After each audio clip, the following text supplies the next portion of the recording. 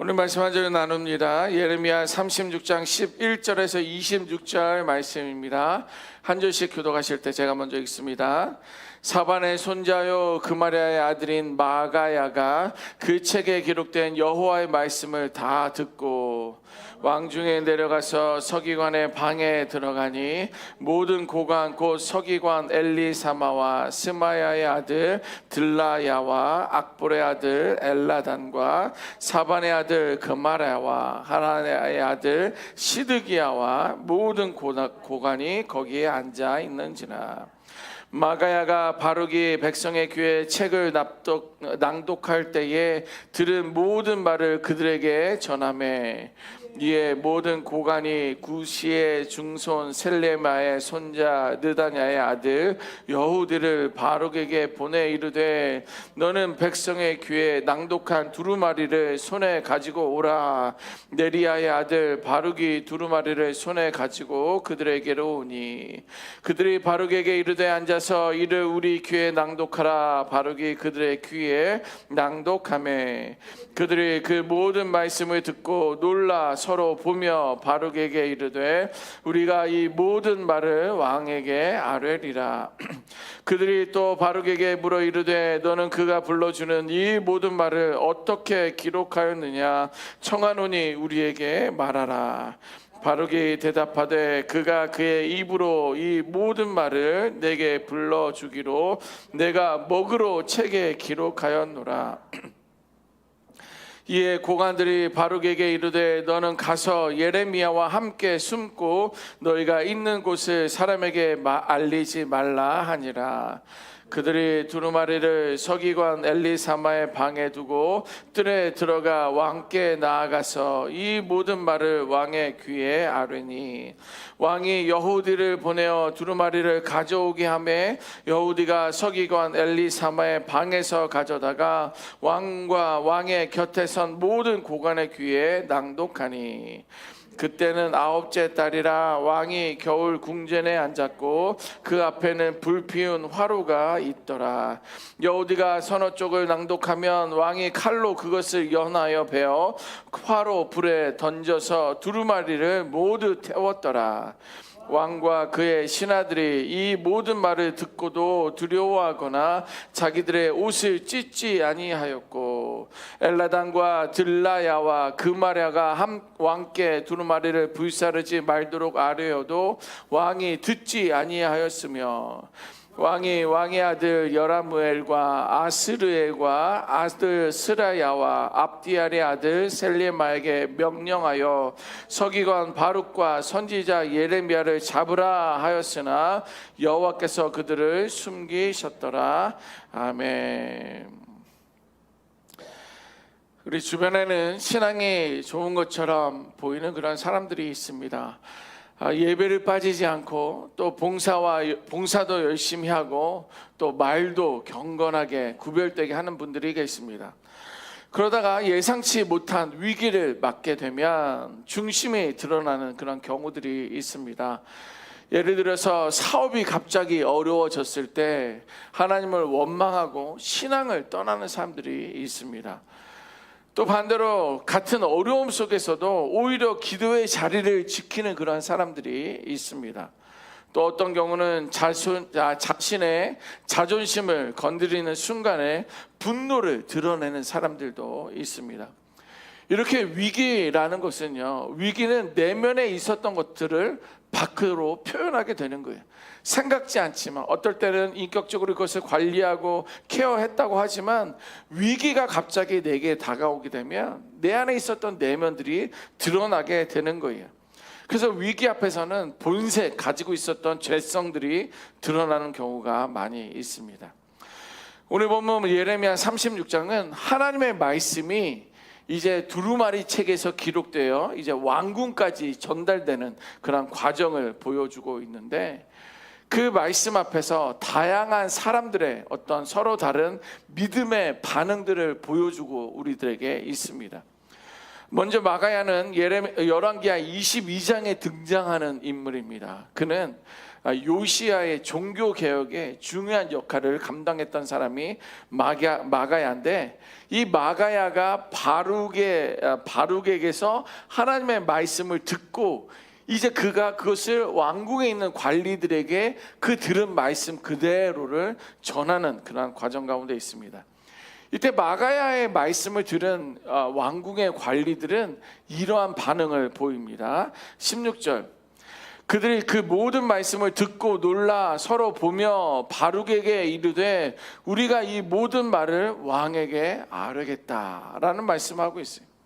여기서 놀랍다는 말씀을 들어요. 그들의 모든 말씀을 듣고 놀라 서로 보며 이런 이야기를 하고 있는데, 여기서 놀랍다는 말씀은 뭐냐면 하나님의 말씀이 자신들의 현실을 정확하게 겨누고 있음을 깨달았다라는 거예요.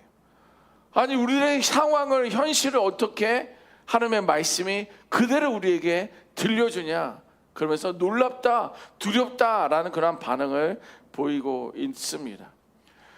여러분, 하나님의 말씀은 우리가 읽을 때나 저의 입술을 통해 아니면 많은 방송들을 통하여 하나님의 말씀을 들을 때마다 그 말씀은 언제나 우리들의 양심을 깨운다라는 거예요.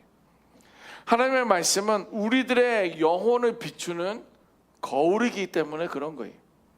그래서 말씀 앞에 서면 내 안에 있는 죄가 드러나고 나의 교만이 드러나고 무감각했던 양심이 다시 살아나기 시작합니다. 세상에는 자신의 잘못들을 감추라고 말합니다. 숨기라고 말해. 괜찮다라고 말을 합니다. 누구나 다 그러며 산다라고 세상은 우리에게 끊임없이 말해주고 있습니다. 그러나 하나님의 말씀은 어떻습니까? 빛 가운데 드러나게 합니다. 우리의 중심을 비춰주고 있는 거예요. 이것이 성령께서 말씀을 통해 역사하시는 은혜입니다.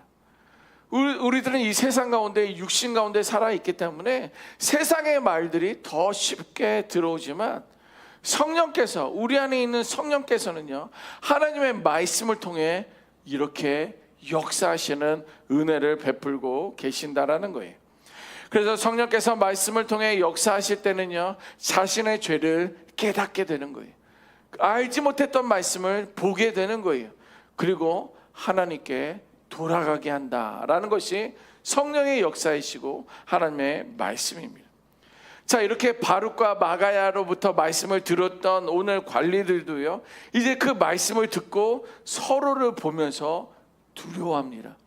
이게 깨달은 거예요. 말씀을 통해 이스라엘 방향이, 이 나라가 어떻게 돌아가고 있는지 깨닫게 됐다라는 거예요. 여러분, 오늘의 하나님의 말씀이 그들의 양심을 흔들었기 때문에 그런 거예요. 정신 차려라, 눈을 떠라, 귀를 기울여라. 너의 삶의 모습이 이 나라가 어떻게 가고 있는지 깨달아라 라고 흔들었기 때문입니다.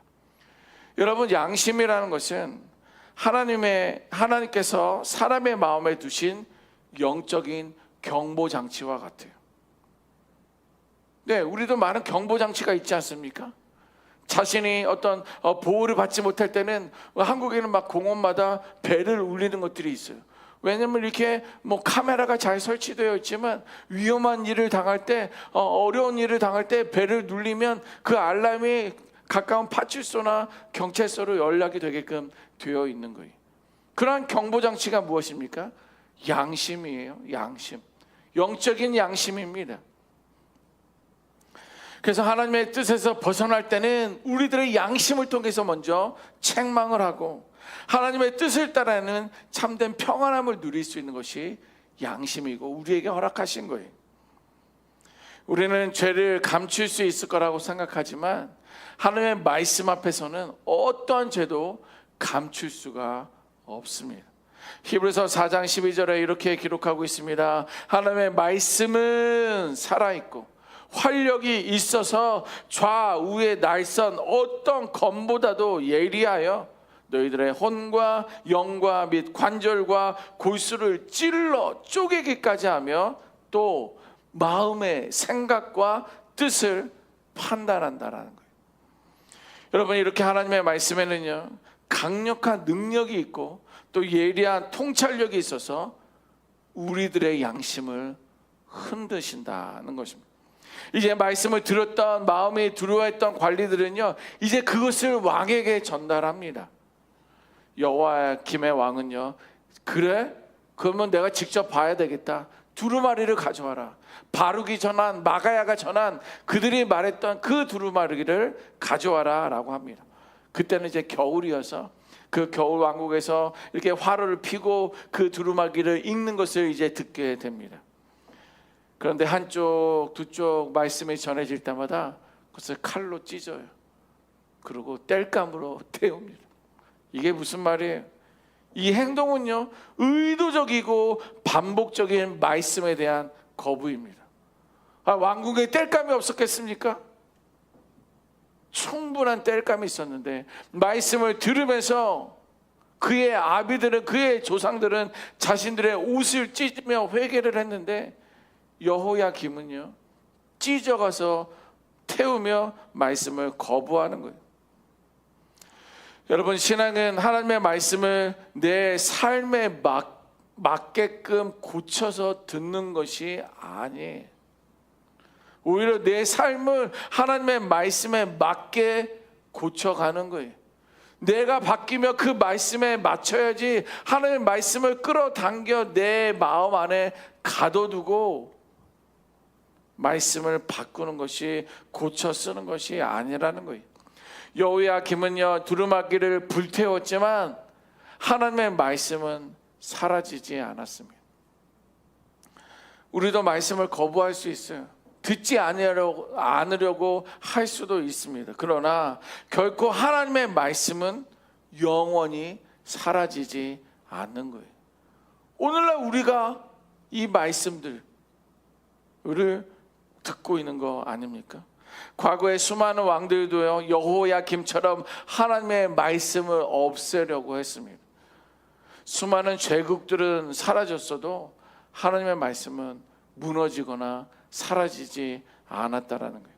마태복음 24장 35절에 이렇게 기록하고 있습니다. 천지는 없어질지라도 내 말은 없어지지 아니하리라.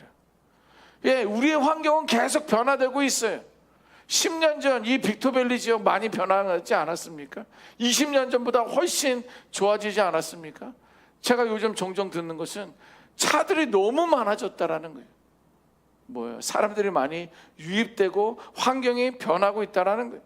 이제 우리들의 건강도 변해요. 점점 어딘가가 아파가고 있어요. 기록들도 딸려지는 것처럼 딸려집니다. 내가 붙들고 있던 것들도 언젠간 흔들려요. 자, 그런데 왜 말씀이 영원하고 변하지 않는다? 왜 말씀을 우리가 의지해야 되느냐? 말씀을 믿어야 되느냐? 왜 그래요? 그러한 것들을 붙들고 있을 때가 있지만 그러한 것들이 흔들리잖아요. 내 건강도 흔들리고 우리들의 환경도 흔들리는데 그것을 붙들고 의지하다 보면 우리들의 믿음도, 우리들의 신앙도 같이 흔들리기 때문에 그런 거예요. 서론에서도 말씀드리지 않았습니까? 예배를 그렇게 열심히 드리고 봉사하고 헌신했지만 위기가 다가올 때 흔들리는 사람들이 있어요. 아니, 오히려 그때는 더 견고하게 말씀을 붙드는 사람들도 있어요. 왜? 환경을 붙들면 흔들리게끔 되어 있다라는 거예요. 왜? 그거는 영원하지 않으니까.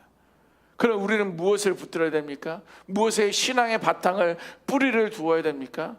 말씀이에요. 변하지 않는 말씀이에요. 그래야지 내가 어렵든지 연약해지는지 힘들 때라도 이 말씀을 통해서 우리가 위로를 받고 더 견고해지고 단단해질 수 있다라는 거예요. 그러면 우리의 신앙, 우리의 믿음은 변하지 않는 하나님의 말씀 위에 세워져야 할 줄 믿습니다. 오늘 본문에는요, 세 부류의 사람들이 등장하고 있습니다. 첫째는 바룩, 마가입니다. 그들은요, 말씀을 전하는 그러한 부류입니다. 둘째는 관리들이에요. 이 관리들은 무엇입니까? 하나님의 말씀을 듣고 두려워했었던 사람들이에요. 깨달았었던 사람들입니다. 셋째는 여호야김이에요.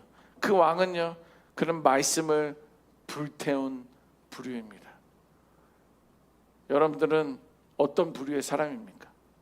말씀을 전하는 사람들입니까?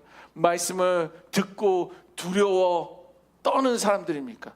여기는요, 그냥 떨기만 했었던 사람들이에요. 말씀을 우리에게 조명받으면, 그 칼이 내 안에 들어오면, 양심을 찔러오면 우리는 회개하면 되는 거예요. 그리고 말씀을 거부하는 사람들은요, 말씀을 받아들일 수 있어야 돼요. 받아들여야 합니다. 여러분, 하나님의 말씀을 회개의 불씨로 받아들이겠습니까? 아니면 여호와김처럼 거절하고 불길 속에 태우는 사람들이겠습니까? 오늘 우리가 기억해야 할 것이 있습니다. 이것은요, 하나님의 말씀은 내가 선택했기 때문에 진리가 아니라, 내가 믿든 믿지 않든 하나님의 말씀은 영원히 살아있다라는 것을 반드시 기억해야 합니다. 말씀을 붙드는 성도는요, 변하는 세상 속에서도 흔들리지 않아요. 그래, 세상이 아무리 변하고 세상이 아무리 흔들려도 나는 변치 않는 이 말씀을 믿는다. 이 말씀을 붙든다. 주님, 이 말씀으로 나 하여금 흔들리는, 요동치는 이 마음을, 생각을 붙들어 주시옵소서. 이렇게 기도할 수 있는 우리가 되어야 될 줄 믿습니다. 세상의 기준은 바뀌고 환경은 요동하지만 말씀 위에 뿌린 성도가 되어 끝까지 그 믿음의 이야기를 지켜나가시는 우리 모두가 되어야 할 줄 믿습니다. 그리고 마지막까지 하나님의 약속을 신뢰하고 견고하게 설 수 있는 우리 모두가 되시기를 주님의 이름으로 축원합니다. 아멘. 기도하겠습니다.